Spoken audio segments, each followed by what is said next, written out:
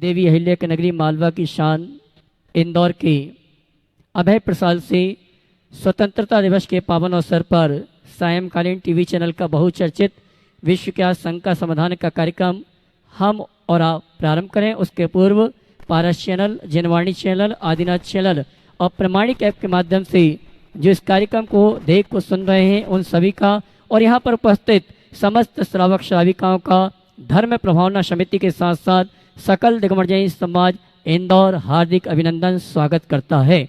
चलते हैं प्रतिदिन की भांति परम पूज्य मुनिवर के श्री चरण नमन करते हुए आशीर्वाद प्राप्त करेंगे और निवेदन करेंगे टीवी चैनल के शंका समाधान के कार्यक्रम के लिए दोनों हाथ जोड़ लेंगे और मेरे साथ बोलेंगे हे मुनिवर नमोस्तु, हे गुरुवर नमोस्तु, हे मुनिवर नमोस्तु। और आइए गुरुवर के आशीर्वाद से हम सीधे चलते हैं संघ का समाधान के कार्यक्रम के लिए।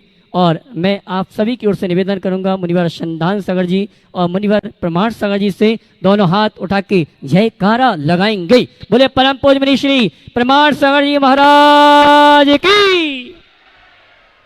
आज का ये सत्र अपन प्रारंभ करते हैं और प्रथम प्रश्न के लिए मैं आमंत्रित कर रहा हूँ मनोरमा महेशी जैन दुगेरिया। तैयार रहेंगे विशिष्ट जैन नसिया जी इंदौर।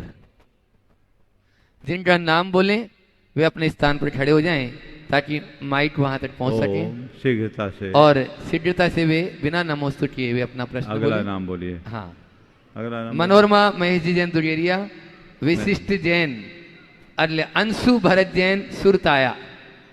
कोई उपस्थित नहीं है। चलिए अपने बीच में आपके इंदौर के ही कम उम्र के बहुत ही जिन्होंने अच्छी ऊंचाइयों को प्राप्त किया और गला और कला दोनों हैं ऐसे मधुर जी गायक अपने बीच में हैं। मधुर भैया वे अपना प्रश्न करेंगे और तैयार रहेंगे संदीप जी लुधियाना। नमोस्तु महाराज जी, नमोस्तु। सभी के चरणों में कोटि कोटि नमोस्तु।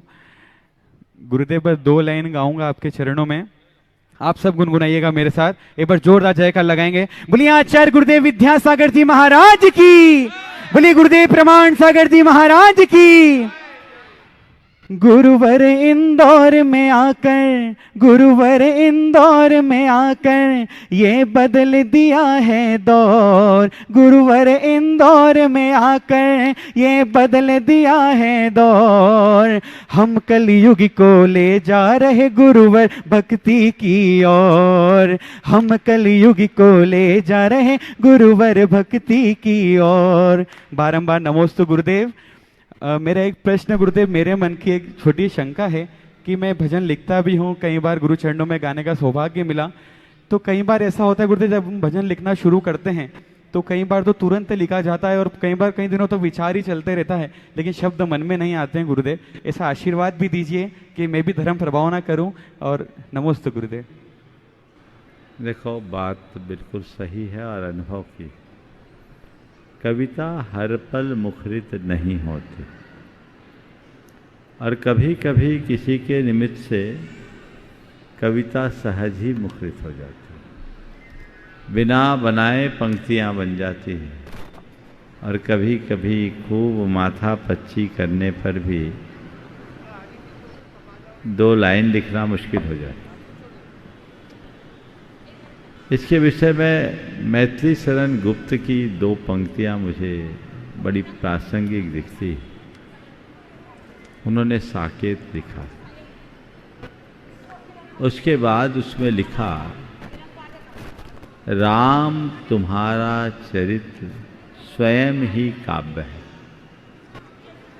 राम तुम्हारा चरित्र स्वयं ही काव्य है, कोई कवि बन जाए सहज संभाव है। समझ।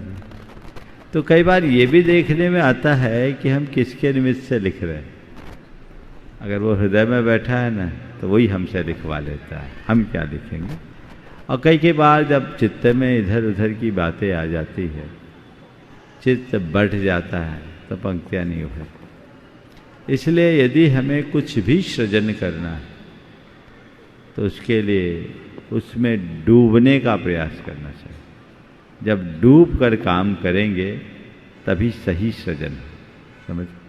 बहुत अपने बीच में लुधियाना से संदीप जी यहाँ पर उपस्थित हैं। जोरदार तालियों से उनका स्वागत अभिनंदन करने बंधुओं। कल ही नवीन भाई बोल रहे थे कि महाराज जी ये टी शर्ट जो आई है बहुत ही सुंदर और पूरी धर्म प्रभावना समिति को है बहुत ही अच्छी लगी, सभी को बढ़िया लगती है। एक बार जोरदार तालियां जो भावना योग की टी शर्ट जो बन के आती है आपके यहीं से। इनके यहाँ से हाँ, संदीप जी जैन लुधियाना। मार साहब मथे बन्ना साहब जी, मैं पंजाब लुधियाना से आया हूँ और आपको देखने का निहारने का ऐसा मन करता था। आज साक्षात आपके दर्शन हो रहे हैं। मुझे लग रहा कि जैसे मैं भगवान के सामने बैठा हूँ और आपने इतनी शंकाएं दूर की है। पंजाब के सारा पंजाब आपका दीवाना है, जैन सब लोग आपको सुनते हैं बड़े अच्छे से। गुरुदेव आज मैं एक शंका लेके आया हूँ। आज समाज में एक कुरीति आई है जो कि विवाह को लेके है। विवाह को लेके है, विवाह होते हैं सनातन धर्म के हिसाब से या जैनिज्म के हिसाब से विवाह होते हैं, लेकिन आजकल विवाह की आयु नहीं रही। विवाह की कोई आयु नहीं रही। कभी भी डिवोर्स और ये तलाक ये तो आम बात होगी, कोर्ट कचहरी आम बात होगी। पहले ये हमारे समाज में जैन में नहीं था, लेकिन अभी बड़ा प्रचलित हो गया ये चीज़। तो गुरुदेव मेरी शंका ये है कि 30-30 साल बाद 35-35 साल में भी लोग डिवोर्स की तरफ जाते हैं। तो ये तलाक तो उर्दू का शब्द है और डिवोर्स अंग्रेजों का शब्द है। हमारे हिंदी भाषा में या सनातन धर्म में या जैनिज्म में इस विवाह को कैसे निभाना और क्या इसके बारे में आप बता सकते हैं? आज की युवा पीढ़ी इससे बहुत पीड़ित है।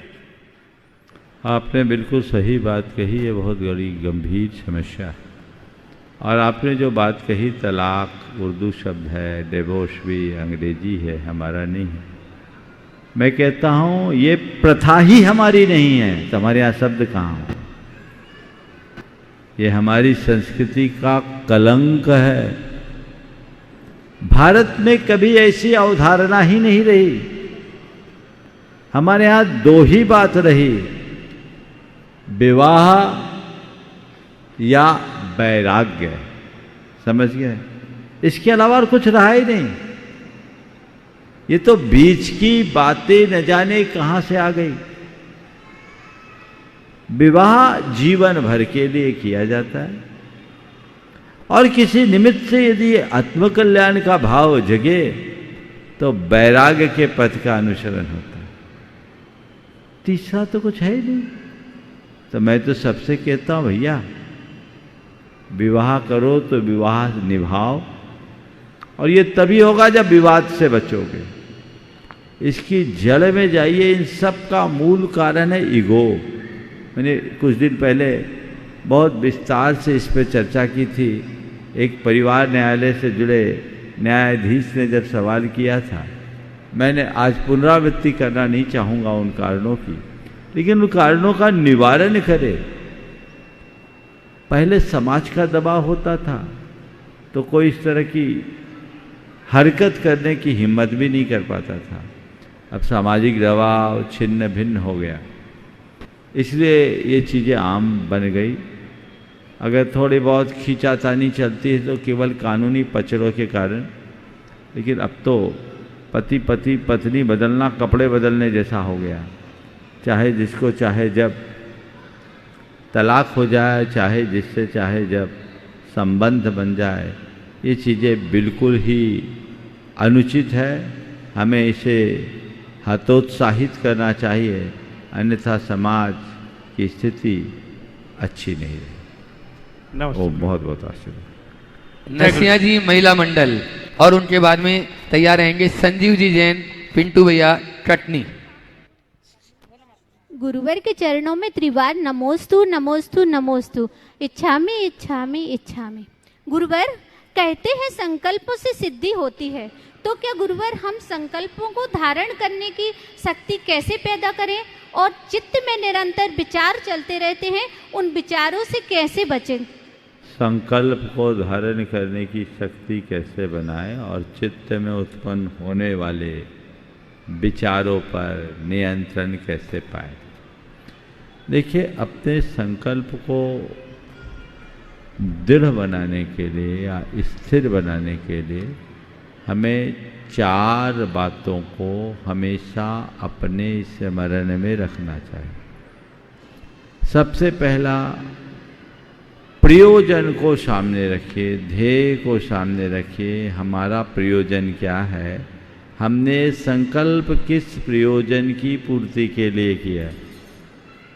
यदि वो बातें सामने रहेगी तो संकल्प कभी भी खंडित नहीं होगा। दूसरी बात, अपने संकल्प में दृढ़ बने रहने के लिए नित्य संकल्प पोषक भावनाएं भाइये। संकल्प पोषक भावना से संकल्प में दृढ़ता आती है। जैसे किसी को गुस्सा आता है और उसने संकल्प लिया कि मुझे गुस्सा पर विजय पाना है, तो उसे मुझे शांत रहना है, मुझे शांत रहना है, मुझे शांत रहना है। इस संकल्प पोषक भावना को बार बार बार बार दोहराना चाहिए।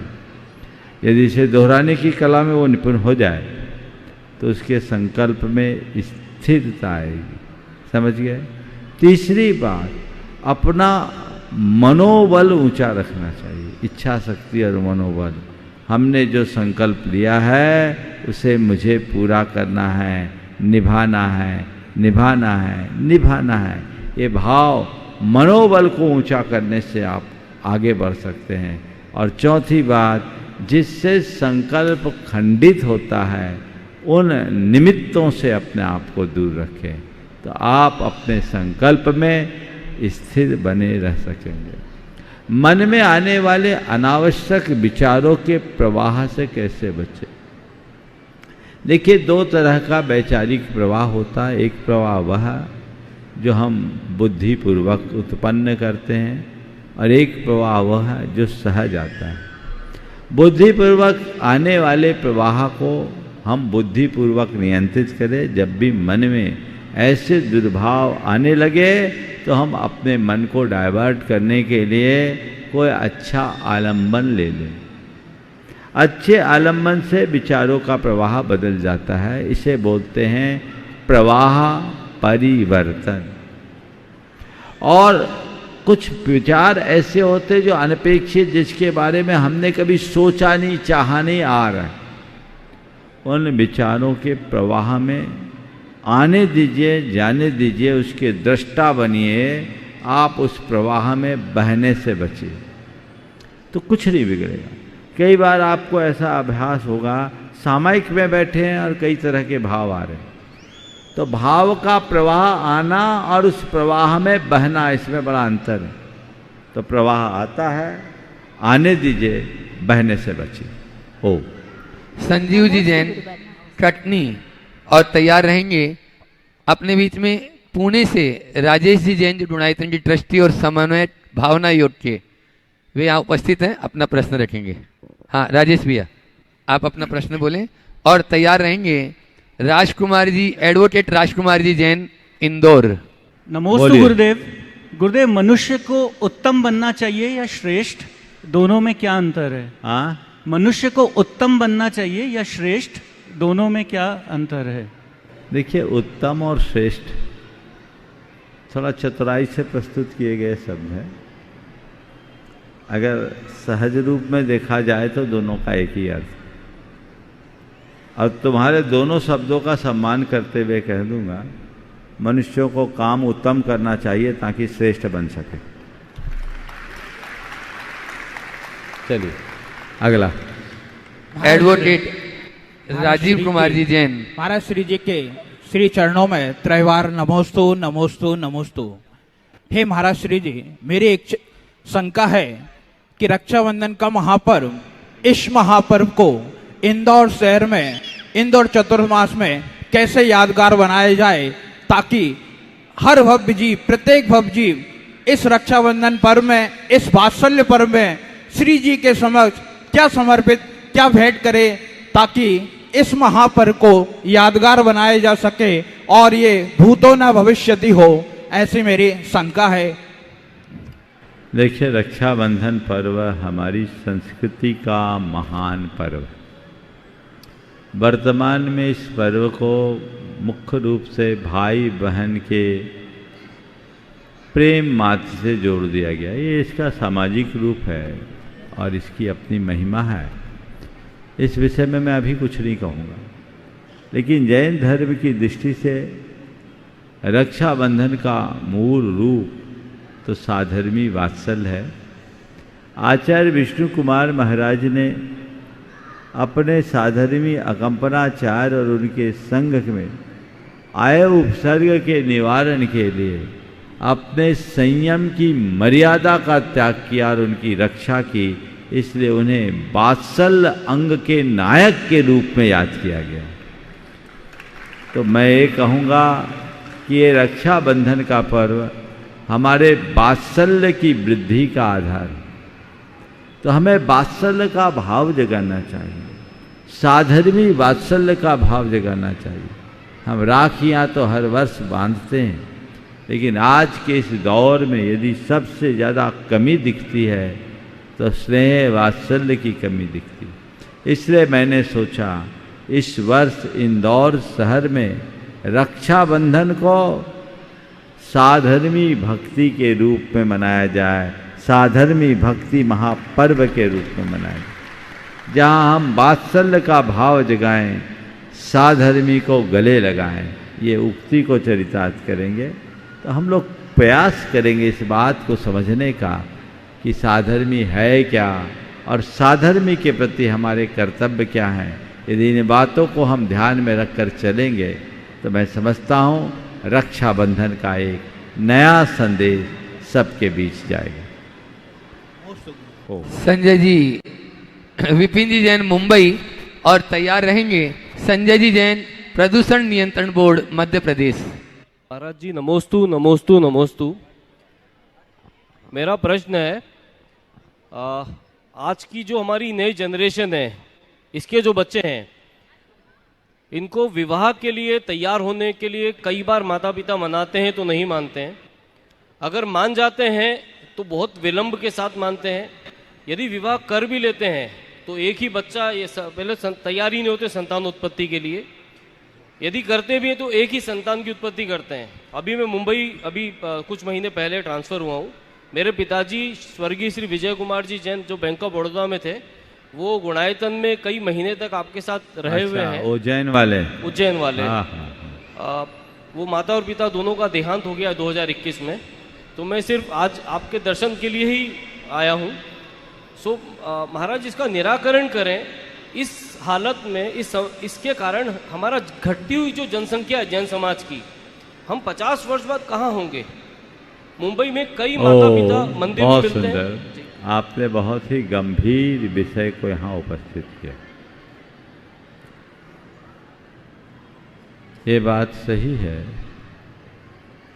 कि आज के बच्चों की सोच बहुत तेजी से बदल रही है।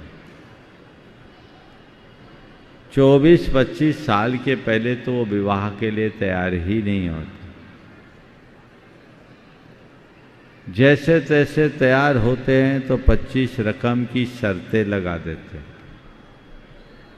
और प्रायः आजकल 28-30 वर्ष के पूर्व विवाह होता नहीं दिखता। मेरे पास अक्सर माँ बाप बहुत रोते हुए आते हैं, बेटी 28 की हो गई, 29 की हो गई, संबंध नहीं मिल रहे। इस तरह की बातें बहुत होती, खोजते रह जाते। और फिर जो आपने बात की, या तो इशू होते नहीं हैं, होते हैं तो एक तक ही सीमित रहने का प्रयास करते हैं। इसके लिए हमें जड़ में जाने की ज़रूरत है। हमें सबसे पहले अपने बच्चों के माइंडसेट को बचपन से ही अच्छा बनाना चाहिए और बच्चों को विवाह और उसकी उपयोगिता का पूरा बोध कराना चाहिए, उसके औचित्य का बोध कराना चाहिए। विवाह एक रस्म मात्र नहीं है, विवाह हमारी संतति और संस्कृति का आधार है। विवाह का उद्देश्य क्या है? जब तक ये बात हम लोगों के मनोमस्तिष्क में अंकित नहीं करते, तब तक लोग विवाह के प्रति उतने गंभीर नहीं होते। जब से पश्चिमी जीवन मूल्य हम पर हावी होने लगे हैं, हम लोग इन सब बातों को महत्व देना कम कर दिए। उसके कुपरिणाम सामने आ रहे। आज की शिक्षा व्यवस्था भी कुछ ऐसी, अपने आप को मॉडर्न बनाने के नाम पर लोग इस तरह की कुप्रवृत्तियों के शिकार हो रहे हैं, आदी हो रहे हैं। हमें उनके प्रति बहुत गंभीर होने की आवश्यकता है और पूर्ण गंभीरता के साथ उन्हें इस विषय में समझाने की ज़रूरत है। जब हम इस तरीके से समझाते हैं तो उनके जीवन में बड़ा बदलाव आ सकता है। तो पहली बात, बच्चों का माइंडसेट तैयार करें। फिर उन्हें हम ये भी बताएं कि हम विवाह करने जा रहे हैं तो क्यों कर रहे हैं और उसकी वास्तविक उम्र क्या है। फिर तीसरी बात ये कहें कि हमारे जीवन के कल्याण में जो 4 पुरुषार्थ बताए गए, धर्म, अर्थ, काम और मोक्ष, और 4 आश्रम बताए गए, ब्रह्मचर्य आश्रम, गृहस्थाश्रम, वानप्रस्थाश्रम और संन्यासाश्रम, इनका महत्व क्या है। आज सबसे बड़ी विडंबना ये कि हमारी पीढ़ियों को इन सब बातों का पता ही नहीं। नई पीढ़ी को न तो पाठ्य पुस्तकों में ये बातें पढ़ाई जाती, न पाठशालाओं में आने की उनको फुर्सत है, और आज की शिक्षा व्यवस्था, कोचिंग क्लासेस, कॉलेज, स्कूल ऐसे कि गुरुओं का प्रवचन सुनने का भी अवसर उनको प्राप्त नहीं। तो जानेंगे कहाँ। बुनियादी रूप से जब पीढ़ियां कमजोर होती है तो भविष्य विनाशक होता है। हमारी पीढ़ियां कमजोर हो रही, हमने बुनियाद उनके कमजोर कर रखे हैं। हमें बुनियाद को मजबूत करने की ज़रूरत है, तब चीज़ें ठीक होगी। और ये सब बातें पूरी तरह से तथ्यात्मक ढंग से प्रस्तुत करने की आवश्यकता है। अगर हमने अपनी पीढ़ियों के साथ ये बातें ठीक तरीके से जोड़ना शुरू कर दिया तो बहुत कुछ बदलाव आ सकता है। आपने जो बात कही, मैं अनेक बार कह चुका हूँ कि संतति में ही संस्कृति का प्रवाह है। बिना संतति के संस्कृति नहीं बच सकती। इसलिए संस्कृति को बचाना है तो संतति को बढ़ाओ, ये जिम्मेदारी।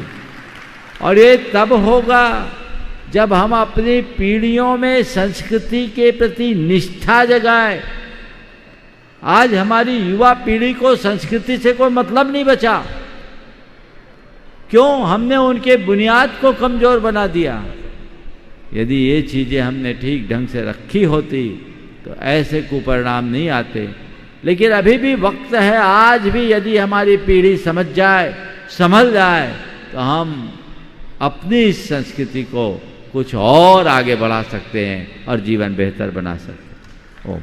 संजय जी जैन, प्रदूषण नियंत्रण बोर्ड, मध्य प्रदेश सरकार, और उसके बाद में तैयार रहेंगे कारिका सिंपल, अंकिता जैन, इंदौर।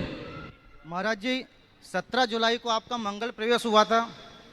कुछ अति उत्साही हमारे नवयुवकों ने कागज की कतरनें रंगीन उड़ाई हैं अति उत्साह में, जो कि पूरे मार्ग पर फैली थी। कागज की कतरनें उड़ाई थी रंगीन अति उत्साह में, जो पूरे मार्ग पर फैली थी। इंदौर एक स्वच्छतम नगर है और लगातार 7 बार स्वच्छ रहा है। इंदौर में जितने भी राष्ट्रीय अंतर्राष्ट्रीय कार्यक्रम होते हैं, सारे जीरो वेस्ट इवेंट होते हैं। इसमें किसी प्रकार का सॉलिड वेस्ट कोई अपशिष्ट उत्पन्न नहीं होता है। क्यों ना हम हमारे सारे कार्यक्रम भी जीरो वेस्ट इवेंट पर आधारित रहें। इस सारे कार्यक्रम में कोई भी वेस्ट उत्पन्न ना हो, ऐसे कार्यक्रम हम लोग आयोजित करें। इससे आपका सुझाव बहुत प्रशंसनीय है और इस तरह की बातों पर हमें ध्यान रखना चाहिए। आपने इस मंच से उठाया, मैं इस अर्थ में इसे अच्छा मानता हूँ, क्योंकि ये संदेश इंदौर नहीं पूरे देश में जाना चाहिए। और ये केवल जैनों के लिए नहीं, हर संप्रदाय के लिए जाना चाहिए। हम खुशियों का इजहार करें, लेकिन इस तरीके से करें कि कहीं किसी प्रकार का वेस्ट न हो। और इंदौर जैसे शहर में तो हमें और गंभीर होना चाहिए, क्योंकि इसे स्वच्छ नगरी के रूप में जाना जाता है। यद्यपि सब प्रकार के धार्मिक आयोजनों में या सामाजिक आयोजनों में लोग इस तरह के कृत्य करने लगे हैं, जैन समाज में इस तरह के चलन कम है और कोई भी कार्य इको फ्रेंडली ही होना चाहिए और समाज करती भी है, लेकिन फिर भी इसकी पुनरावृत्ति से सभी को बचना चाहिए। ओम। कारिका जैन, इंदौर, और उनके साथ में आज चित्रकला प्रतियोगिता में बहुत सारे बच्चों ने बढ़ चढ़ कर भाग लिया है, जो बाल मंडल यहाँ पर है, वे भी उनके साथ में खड़े हो जाएंगे। नमोस्तु महाराज जी, मेरा प्रश्न यह है कि हम सभी बच्चे भावना योग्य कैसे करें? कल सुबह आ जाना, पता लगेगा कैसे करेंगे। अब बच्चों का भावना योग भी अलग से है। कल से त्रिदिवसीय आयोजन भावना योग का है और इतनी भारी संख्या में लोगों ने अपना पंजीयन कराया है कि मुझे लगता है अभय प्रशाल में जगह ही नहीं बचेगा। इसलिए आप सबसे मैं कह देता हूँ 6 बजे का समय है तो 6 बजे के पहले ही आ जाना। पता लगा 5:30 के पहले ही ये हॉल पूरा, ये स्टेडियम पूरा भर गया। तो ये अभय प्रशाल का परिसर भरे उससे पहले अपना स्थान आप सबको बचाने ला। और कल से 6 बजे से 8:15 तक का जो प्रातः काल का सत्र होगा वो भावना योग का मुख्य सत्र होगा और मध्याह्न में 2 घंटे का सत्र 3 बजे से 5 बजे तक का होगा, जिसमें 3 बजे से 4 बजे तक सभी वर्ग के लोग होंगे और वे अपने जीवन की समस्याओं का भावना योग से किस प्रकार समाधान प्राप्त कर सकते ये होगा। और 4 से 5 केवल युवा वर्ग, जहाँ युवा वर्ग अपनी समस्याओं का समाधान भावना योग से कैसे प्राप्त करेंगे ऐसा होगा। तो ये दोनों सत्रों में आप लोग अलग अलग सुविधा से आ सकेंगे और लाभ उठाएंगे। चलिए आगे। आपके गर्मा गर्म प्रश्नों का उत्तर गुरु मुख से नरमा नरम मिलता रहेगा। यूं ही अभी बीच में थोड़ा सा अपन चलते हैं और मैं ये मंच देता हूं अभय भैया जी को। अभय भैया जी आगे की कार्यवाही देखें। आज हमारे इंदौर दिगंबर जैन समाज के वो व्यक्तित्व उपस्थित है जिन्होंने अपनी कला के माध्यम से जैन समाज को गौरवान्वित किया है और आज गुणायतन से गुणायतन ट्रस्टी के रूप में जुड़ने का सौभाग्य प्राप्त किया है। मैं सम्मान सहित आमंत्रित करूंगा हमारे इंदौर नगर की शान डॉक्टर उपेंद्र जी सोनी। वे आएंगे पूरे परिवार के साथ परम पूज्य मुनिवर के श्री चरण वंदन करते गुरुवंदना का सौभाग्य प्राप्त करेंगे और गुणायतन परिवार की ओर से उनके सम्मान के लिए मैं आमंत्रित करूंगा हमारे गुणायतन के श्रोमणी संरक्षक मुकेश जी पाटोदी, श्रोमणी संरक्षक दिलीप जी गोधा और गुणायतन ट्रस्टी प्रदीप जी अजमेरा कोटा और साथ में नवीन जी गोदा महोत्सव अध्यक्ष धर्म प्रभाव समिति। आप भी जब हमारे सम्मानी डॉक्टर उपेंद्र जी सोनी इनका सम्मान करें जिन्होंने आज गुणायतन में गुणायतन ट्रस्टी के रूप में जुड़ने का अवसर प्राप्त किया है। जोरदार इस परिवार के लिए ताली बजाकर इनका अभिवादन करें। और सम्मान के इसी क्रम के पश्चात में डॉक्टर उपेंद्र जी से चाहूंगा एक प्रश्न आपकी तरफ से भी सम्मान।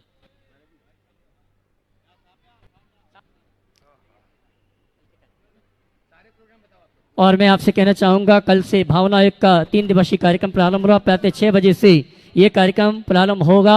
किट वितरण का कार्यक्रम प्रारंभ हो चुका है और आपसे यही कहना चाहूंगा अगर आप अग्रिम पंक्ति में बैठना चाहते तो पहले आओ पहले पाओ की व्यवस्था के साथ। और आगामी दशलक्षण महापर्व के अवसर पर परम पूज्य मुनिवर के सानिध्य में इंदौर में पहली बार संस्कार शिविर का आयोजन किया जा रहा है। वो सौभाग्यशाली परिवार हैं जिन्होंने रजिस्ट्रेशन करा लिया है। अब कुछ ही दिन शेष हैं रजिस्ट्रेशन ऑनलाइन के लिए, उसके बाद कुछ दिन बाद ऑनलाइन रजिस्ट्रेशन बंद हो जाएगा। मैं आपसे कहना चाहूंगा इस शिविर में आप अगर उपस्थित होना चाहते हैं मात्र 5100 की राशि के माध्यम से आप संस्कार शिविर में बैठने का सौभाग्य प्राप्त कर सकते हैं। बाहर से जो भी शिविरार्थी आएंगे उनके भोजन आवास की व्यवस्था, पूजन द्रव्य सामग्री व्यवस्था और वस्त्र आदि की व्यवस्था कमेटी के पदाधिकारी द्वारा रखी है। साथ ही इंदौर नगर के लिए सौभाग्य है, अभी तक आपने टीवी में देखा होगा संस्कार शिविर, बाहर देखा होगा, लेकिन आज इंदौर में पहली बार आपको परम पूज्य मुनिवर के सानिध्य में संस्कार शिविर में उपस्थित होने का सौभाग्य प्राप्त हो रहा है। तो आप तैयार हो जाएं, ऑनलाइन अपना रजिस्ट्रेशन कराते हुए इस शिविर में सम्मिलित होने का सौभाग्य प्राप्त करें। और 19 तारीख को परम पूज्य मुनिवर के सानिध्य में रक्षाबंधन महापर्व आयोजित है। श्रीयांशनाथ भगवान का मोक्ष कल्याणक महामहोत्सव है। मैं आपसे यही कहना चाहूँगा जो भी कार्यक्रम हो रहे हैं उन कार्यक्रम में उपस्थित होकर आप अपने जीवन को संस्कारित करते हुए अपना मार्ग प्रशस्त करें। यही भावना के साथ आइए अगले प्रश्न के लिए मैं आमंत्रित करूंगा हमारे गुणायतन के नए ट्रस्टी इंदौर दिगंबर जैन समाज के गौरव डॉक्टर उपेंद्र जी सोनी। जोरदार तालियों का सम्मान करें। नमोस्तु महाराज जी। महाराज जी, हम वर्किंग प्रोफेशनल्स फाइनेंसेस के अलावा फ्यूचर और रिटायरमेंट के लिए क्या, कब और कैसे प्लानिंग करें, मार्गदर्शन करें। फ्यूचर और रिटायरमेंट के लिए क्या, कैसे और कब करें। देखो, बहुत अच्छा सवाल किया और बहुत कम लोग इस विषय पर विचार करते हैं। हालांकि आप लोग अपने फ्यूचर के कई तरह के प्लान करते हैं, कोई म्यूचुअल फंड में करते हैं या भांति भांति तरीके से लोग इन्वेस्टमेंट करते हैं कि रिटायरमेंट के बाद हमारा फ्यूचर सेफ रहे। पर मेरा मानना है केवल आर्थिक आत्मनिर्भरता हमारे भविष्य की सुरक्षा का आधार नहीं है। आज अगर आप देखें तो जो आर्थिक रूप से अति संपन्न लोग हैं, वे लोग भी अपने भविष्य को लेकर बहुत चिंतित हैं। बल्कि यदि ठीक ढंग से सर्वेक्षण किया जाए तो ये पाएंगे कि ऐसे लोग कुछ ज़्यादा चिंतित हैं, क्योंकि ये बात स्पष्ट है कि पैसा मनुष्य के लिए एक सीमा तक ही उपयोगी है, पैसे के अलावा भी कुछ है। तो आपके सवाल के माध्यम से आज मैं आप सबको एक ऐसा रास्ता बताना चाहता हूं जो आपके ब्राइट फ्यूचर को सुरक्षित कर सकता है। उसका एक ही रास्ता है। प्रत्येक व्यक्ति जिस दिन गृहस्थाश्रम में पैर रखे, उसी दिन अपना एक टारगेट फिक्स कर ले कि मुझे कब तक सक्रिय गृहस्थी में रहना है। जैसे किसी की 25 वर्ष की उम्र में विवाह हुआ किसी का, वो तय कर ले कि 25 वर्ष की उम्र मेरा विवाह हुआ, मैं 25 साल तक सक्रिय गृहस्थी में रहूंगा। यानी 50 साल की उम्र तक अपनी सभी प्रकार की सांसारिक और भौतिक अपेक्षाओं को पूर्ण करने का पूरा प्रयास करूंगा। इसके बाद 50 साल की उम्र पूर्ण होते ही धीरे धीरे धीरे धीरे अब अपने आप को समेटना शुरू करूं। अब भौतिक जिम्मेदारियां या पारिवारिक सांसारिक जिम्मेदारियों से अपने आप को बचाकर अपने पारमार्थिक कर्तव्यों के निर्वाह का भाव बढ़ाएं। चूंकि इतना बड़ा पसारा है, एक दिन में तो होता नहीं। 50 से शुरू करो तो 60 आते आते आते ये स्थिति ले आओ कि अब सब सिमट गया।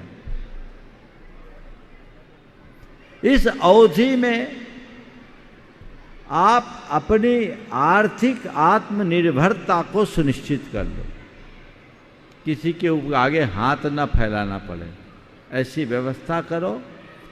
और इतनी व्यवस्था करो कि जब तक मेरे पास जेब है, दोनों जेबें भरी रहे।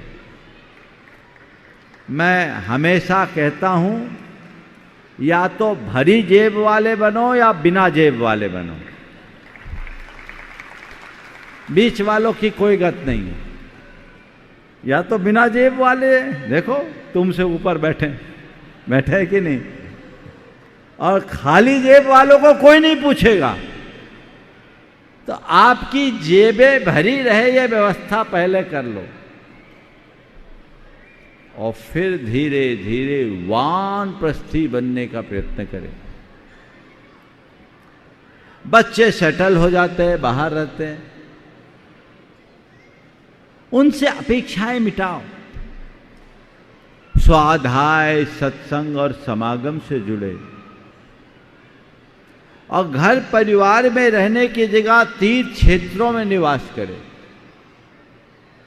जहां आप एक साधक की भांति जी सको, अच्छी साधना कर सको, और जहां समूह में रहकर आपका धर्म ध्यान हो सके, श्री सम्मेद शिखर में ऐसे ही लोगों के लिए साधना वसतिका का निर्माण हुआ।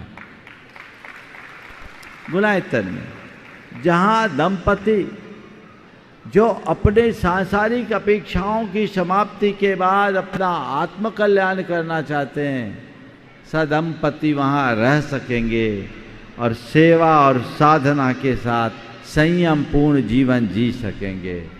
उनकी समाधि तक की व्यवस्था वहाँ, जो वहाँ चला गया उसके लिए अपने भविष्य की कोई चिंता नहीं।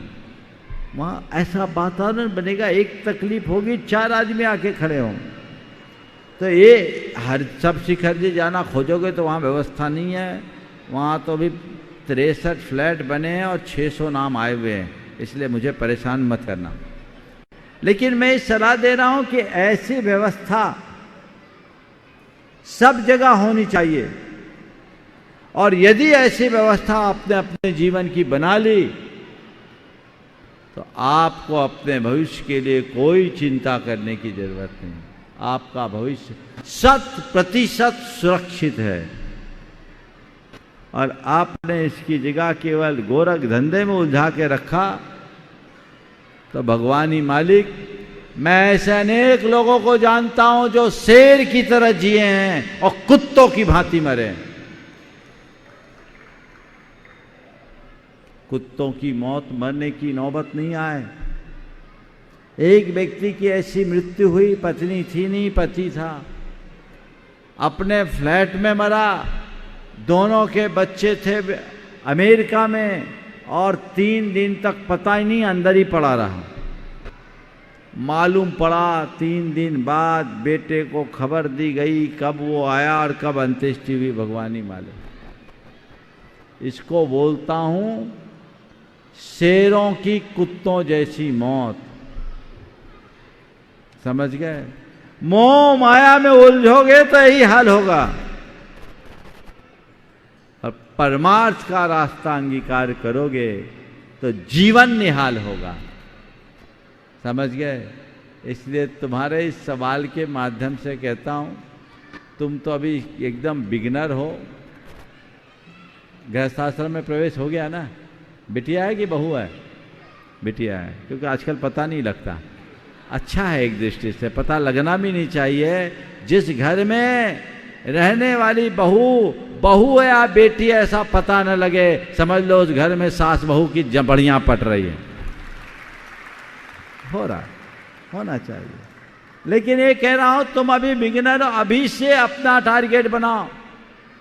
और सबको मैं कहता हूं पहली पारी में इतना तगड़ा स्कोर खड़ा कर लो टाया जी। पहली पारी में इतना तगड़ा स्कोर खड़ा कर लो कि दूसरी पारी में बल्ला उठाने की जरूरत ही ना आए, नौबत ही ना आए। मजे में रहो। आपके यहाँ का एक राकेश है, मुझे उसकी व्यवस्था सुन के बड़ा मजा आ गया। उसने अपने दोनों बेटों का, खड़े हो जा भाई, दिखा दो उसको, दोनों बेटों का धंधा अलग अलग कर दिया। दोनों ज्वेलर है, अपना काम करते हैं। मुझे यहाँ आके मालूम पड़ा। और खुद पति पत्नी आनंद से रहते हैं, अपना धर्म ध्यान करते हैं और अपनी व्यवस्था ऐसी कर ली कि हमें कुछ की जरूरत भी न पड़े। किसी के आगे हाथ फैलाने की नौबत नहीं आनी चाहिए। बच्चे दे, ये उनका धर्म है, पर बच्चों के आगे कभी ऐसे करने की नौबत ही नहीं आनी चाहिए। व्यवस्था ऐसे बना करके चलोगे तभी तुम्हारी जीत होगी।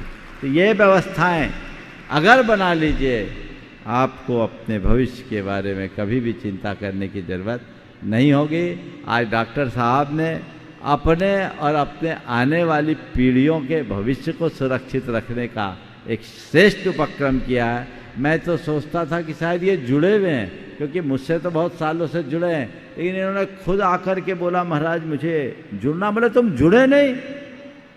मैं तो तुमको अभी तक जुड़ा ही मानता था। बोले आपसे तो जुड़ा था, गुनायतन से नहीं जुड़ा। हम बोले चलो अच्छी बात है। मैं तो यही मानता हूँ जो भी मुझसे जुड़ा है वो सब गुनायतन से जुड़ा है, भले वह 1 रुपया वाला हो या 1 करोड़ वाला। आपके सत्कृत्य की मैं भूरी भूरी सराहना करता हूँ। बहुत बहुत आशीर्वाद।